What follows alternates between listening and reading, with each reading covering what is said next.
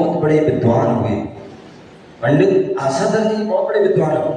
उन्होंने भी आगम ग्रंथों का बड़ा अध्ययन किया और अध्ययन करने के बाद उन्होंने अपनी लेखनी चलाई और उन्होंने श्रावक और मुनि दोनों के लिए अलग अलग ग्रंथों को लिखा। जो श्रावक हैं, ग्रस्त हैं, घर में रहते हैं, इसलिए उनके लिए सागार धर्मामृत एक ग्रंथ लिखा। और मुनिराज जो है घर परिग्रह के त्यागी हैं, इसलिए उनकी अनगार धर्मामृत। अनगार धर्मामृत में मुनियों का वर्णन है और सागार धर्मामृत में जो है श्रावक। तो सागार धर्मामृत में जब वहां पर ग्रंथ की रचना हुई, वहां पर उन्होंने श्रावक का वर्णन किया, श्रावक के मूल गुणों का वर्णन किया। तो वहां पर उन्होंने क्या वर्णन किया? बोले श्रावक के मूल गुण क्या है? बोले 5 उदंबर फल का त्याग, 3 मकार का त्याग और डेली देव दर्शन करना, पानी छान के पीना, रात्रि भोजन का त्याग करना और जीव दया का पालन करना। इस श्रावक के जो है उन्होंने जो है अष्टमूल गुण बताए। इस प्रकार से अनेक जो है वह आचरण है वह अष्टमूल गुणों के बारे में बताया। तो जो श्रावक कौन? जो अष्टमूल गुणों का धारी है वो श्रावक है। आज यहाँ पर जो है नोएडा 50 सेक्टर पारसनाथ जिनालय में बैठे हुए हैं, जहाँ विगत 7 दिनों से यहाँ पर जो शिविर चल रहा था, धार्मिक शिविर चल रहा था, जिसमें बच्चे बच्चियों को, महिला पुरुष सभी वर्गों के लिए यहाँ पर जो है क्लास चलाई थी। हमारे जो सांगानेर जो शिक्षण संस्थान हैं, जहाँ पर जो है धर्म की शिक्षा और लौकिक शिक्षा भी दी जाती है, जहाँ पर जो है अनेक प्रकार के जो विद्वान जो है तैयार होते हैं। अनेक जो है वहाँ से पढ़ करके अनेक ऐसे जो है बच्चे हुए जो साधु संत भी बने होंगे। मुझे याद है जब जो है मैं पूज्य गुरुदेव के साथ 96 में मड़िया जी था पिसनारी मड़िया, और वहाँ पर वर्णी गुरुकुल था, जहाँ पर पंडित लाल जी साहित्याचार्य के माध्यम से बच्चों को जो है वहाँ पर जो है संस्कार दिए जाते थे। तो मैं देखता था बहुत सारे जो है भैया जी आदि वहाँ अध्ययन करते थे, ज्ञान को प्राप्त कर, ज्ञान के साथ साथ आचरण को भी प्राप्त करते थे। तो बाद में मैंने देखा कि बहुत सारे वहाँ के जो भैया जी, जब वो पवन कमल हो आदि, उन्होंने जो क्या किया, वैराग को धारण किया और दीक्षा को करा।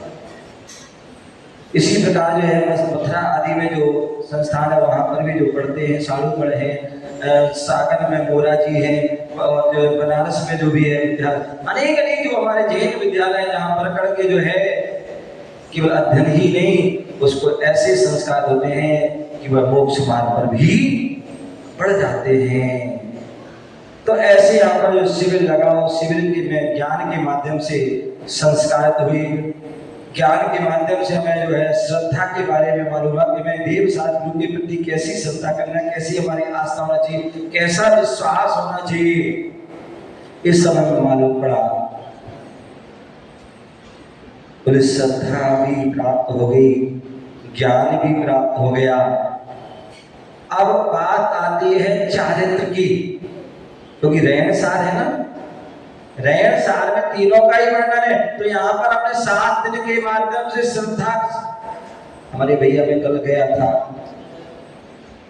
तो सिद्धांत की बातें बता रहे थे।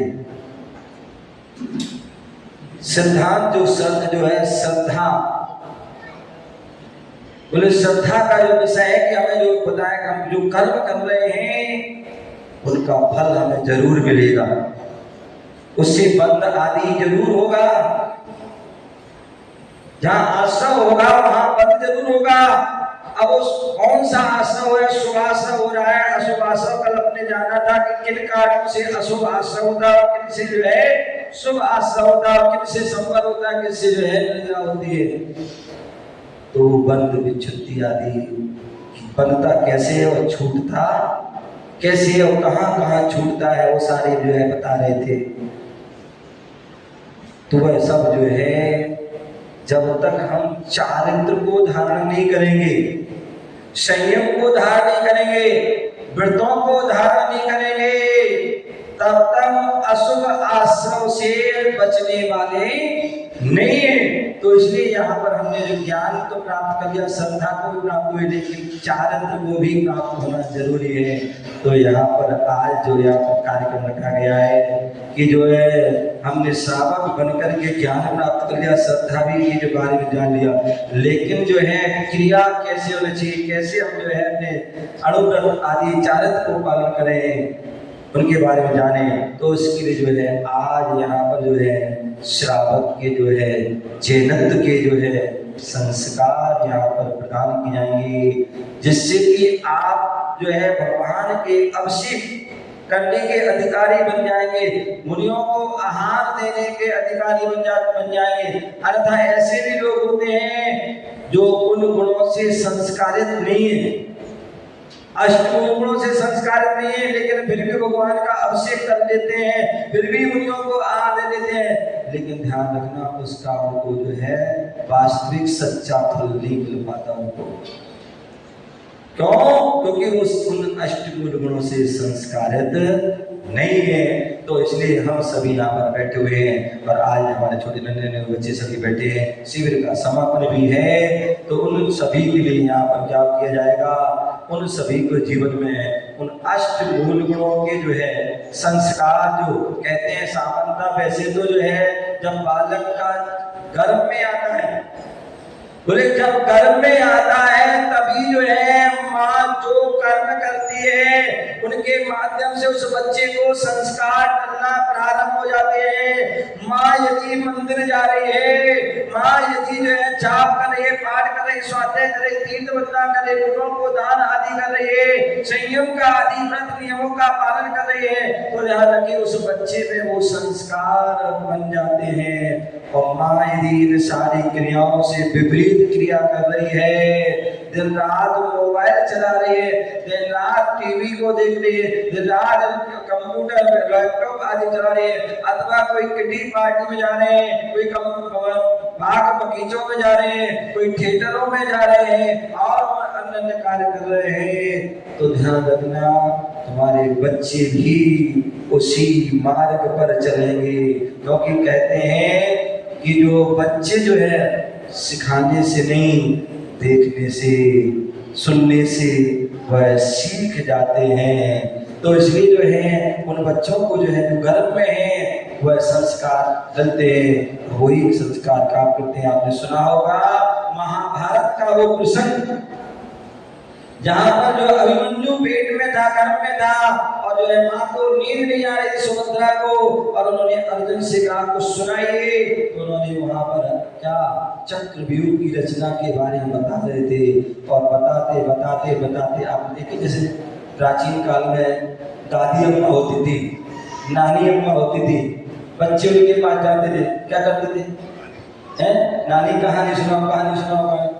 तो नानी कहानी सुनाना प्रारंभ की, दादी कहानी सुनाती थी, और जैसी कहानी प्रारंभ हुई और बीच में आए और बच्चे भी थर्राते प्रारंभ नींद लग जाती थी। तो ऐसी ही जो है वहां पर जो है वह अर्जुन सुना रहे हैं और सुभद्रा को नींद आ जाती है, और जैसी जो है उसको नींद आई सुभद्रा को, कहते हैं माँ और बेटे की जो है एक धारा होती है, माँ जाग रही है तो बेटा जाग जाता है, संतान जागती है, माँ सो रही है तो वो भी सो जाती है, माँ खा रही है तो उसको खाने का भी स्वाद आता है, तो माँ जैसी सोई हुए बालक भी सो जाता है। तो उसमें जो चक्रव्यूह की रचना में आदि सुन पाई, और जब युद्ध हुआ तो बाद में क्या हुआ, क्या आदि सुनने का उनको जो है उसकी हानि हुई।